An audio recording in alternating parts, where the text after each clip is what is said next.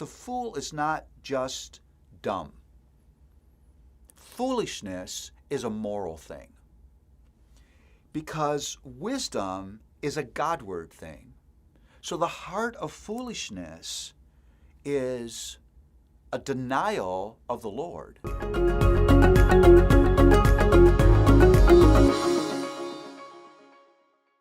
One of the sweet and important themes of Proverbs, it just shows the tender-hearted care of the Lord, is Proverbs really tries to help us to see the folly of folly, the foolishness of foolishness. And the reason that that is so important is we all have this problem.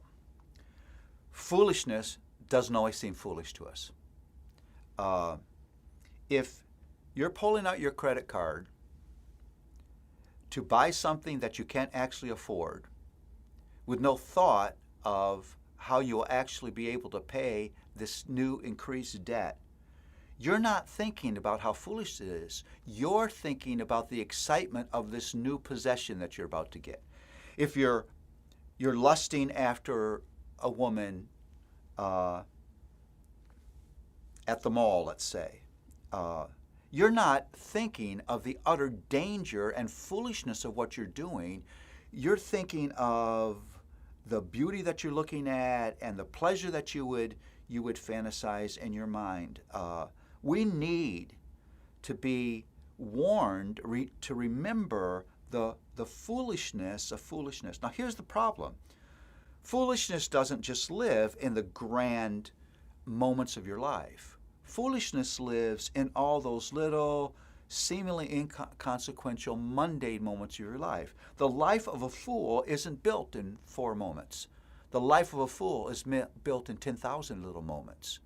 And the life of a wise person isn't built in 1 or 3 or 5 moments, but it's built in 1,000 little teeny moments of life.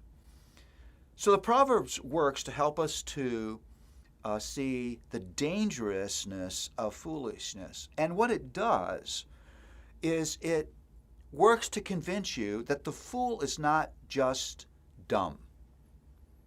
Foolishness is a moral thing, because wisdom is a Godward thing.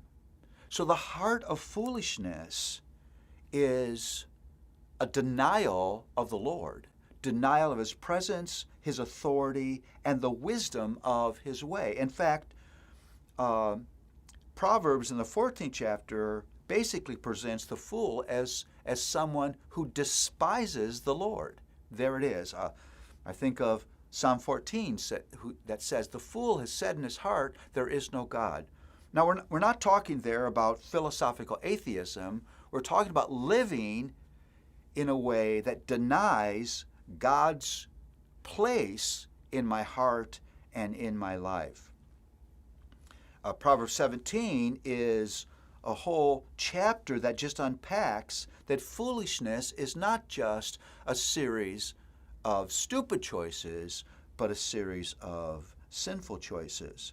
So much so that the fool is so full of himself that he resists rebuke. He resists any thought that he may be a fool. And because of that, the proverb says, your foolishness will lead you to ruin. And it depicts that ruin in a multitude of different ways. So here's what we need to understand. The fool doesn't just need instruction. Let me say that again. The fool doesn't just need instruction. He needs heart and life transformation. We need this instruction because sin reduces all of us to fools.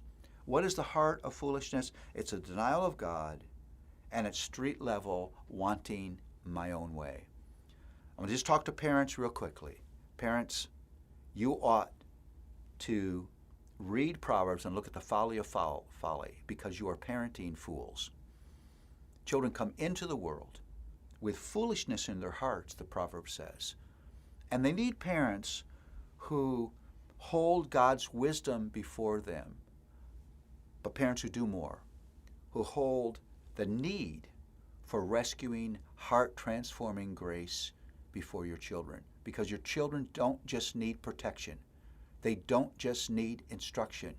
Your children, being fools, need radical heart and life transformation. That transformation only comes by the power of God's grace.